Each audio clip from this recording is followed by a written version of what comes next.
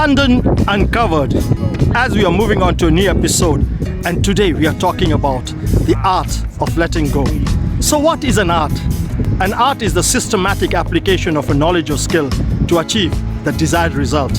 And as we all know, part of life is having attachments, especially in relationships. We attach to a partner. We attach to our belongings and physical items, what we love. We attach to places and ideas. We attach to our hopes and dreams. Ideally, life is a cycle of holding and letting go, but we become so attached that we can no longer see clearly. Our attachment can become so strong that we actually lose sight of the bigger picture. The art of letting go refers to the practice of releasing attachment or emotional ties to things, people, or situations that are no longer serving us. So what can we do about it? Here are some tips. Acceptance.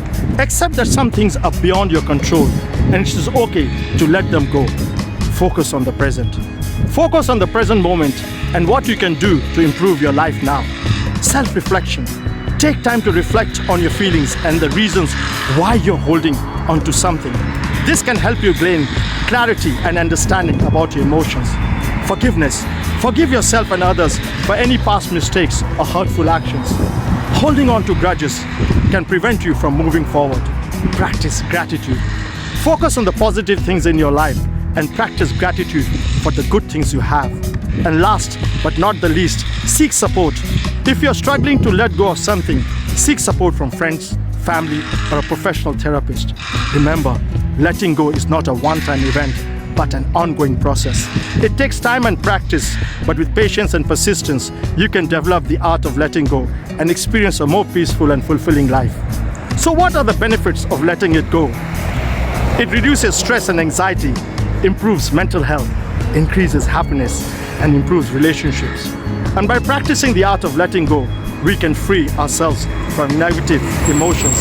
No wonder it says beautifully in the Serenity Prayer, God, grant me the serenity to accept the things I cannot change, courage to change the things I can, and the wisdom to know the difference.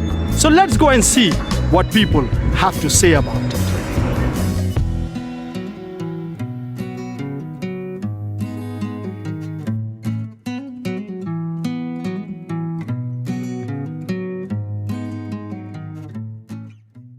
Tell us, what does letting go mean to you?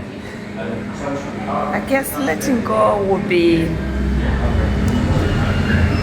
letting go of the problem that you're dealing with, learning from it and doing things positively and moving forward.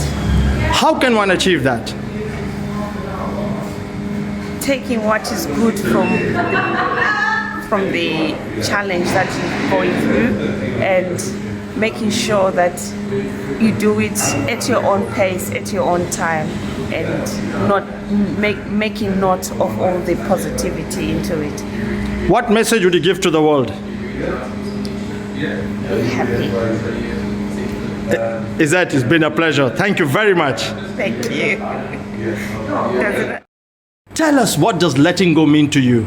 Letting go means healing, renewing yourself. How does one achieve it?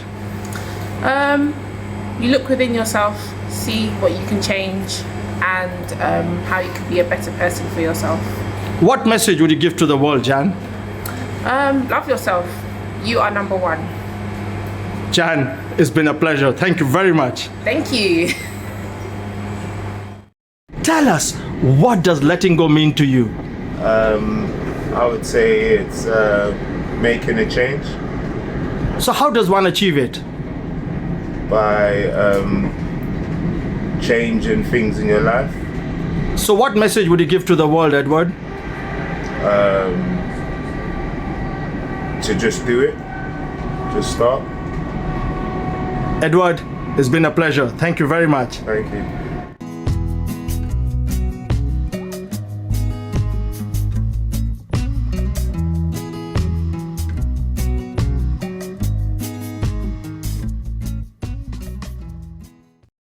Tell us, what does letting go mean to you?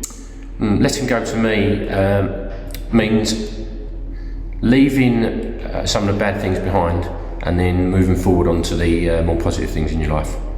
So how does one achieve that? I think it's hard, and probably it sounds it is, but I think you need to learn from things that have happened in the past, why they happened, and then how can we prevent that going forward. But also taking the learning points from that, and then you can leave that in the past because you've dealt with it, and then take those learning points forward for what you do in the future. What message would you give to the world, Ash?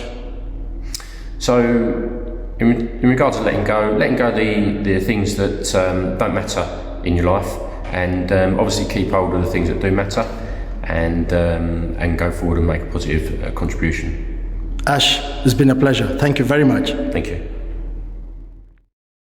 Tell us, what does the art of letting go means to you? Well, the art of letting go, especially regarding relationships, is the realization that you have to come to sometimes that things are not retrievable. Do you have the right as a person to hold someone to you for the rest of their life if there are irreconcilable differences between you? It's easier to say it than to do it. This person for you may be the one. They may not feel the same about you. Ultimately, if a relationship breaks down, you have to think about what's best for the other person as well as yourself. So what can one do about it? Again, similar with relationships breaking down, marriages breaking down, do your best to resolve the issue first of all. But you have to be realistic at the same time. There's always the possibility that you're going to fail. Things are not going to be fixed. And ask yourself honestly, do you have the right as one human being to dictate how another human being must live for the rest of their lives? If the answer to that is yes, you need to rethink things. Everyone on this planet has the right to live the way they choose, and sometimes that might be without you. So what message would you give to the world, Edward? I would say, similar to other videos I've made, just be kind. Don't always think about yourself. It's very easy, and it's getting much, much more prevalent in this day and age for the most important person to be yourself. And it's not. Other people exist around you. Other people are affected by you. Just think about your actions. Edward, thank you once again. No worries. Tell us, what does letting go mean to you? I think letting go is a very important part of any process, really, especially in terms of relationships, for example, because relationships can be quite messy when you split up with somebody, and I think you have to let go of that person once you know that there's a definite split to be able to move on with your life. That's why it's important to let go of all the frustration, the anger, the hurt, because you're never going to be able to get on with your life if you can't do that. So how can one do it?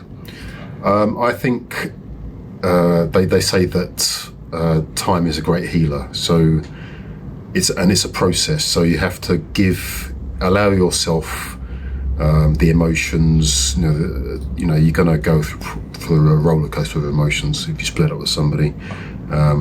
So let that take its course, and then after that, on reflection, you'll see that maybe that relationship wasn't that good in the first place, and you'll be able to reflect that going forward.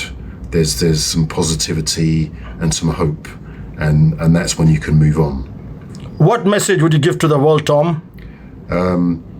I would say that basically look at the positives in every aspect of your life, because if you dwell on the negatives, then you're in hiding to nothing. There's no good in looking at all the negatives. Look at things in a general sense. That you have a lot of happiness and wealth in your life, and then there might be other aspects that aren't so good, but it all balances out. Tom, as always, a pleasure. Thank you very much. You're welcome, Sanjay.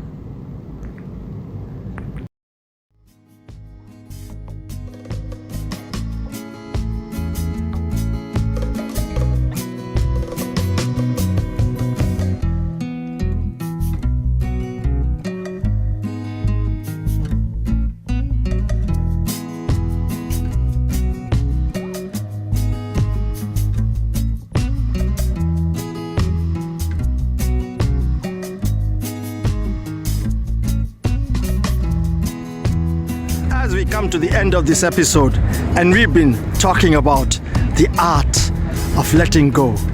And we have seen that learning how to let go is a universal need, and it is also an art that can make our lives happier, peaceful, and productive. The fact of the matter is that unless we let go and forgive others, ourselves, and the situation, and make sure that we conclude all the matters and leave it behind, and the situation is over, we will not be able to move forward. We should always accept ourselves, respect ourselves, love ourselves, and keep moving forward. And always remember that if we want to fly high, then we will have to give up what weighs us down.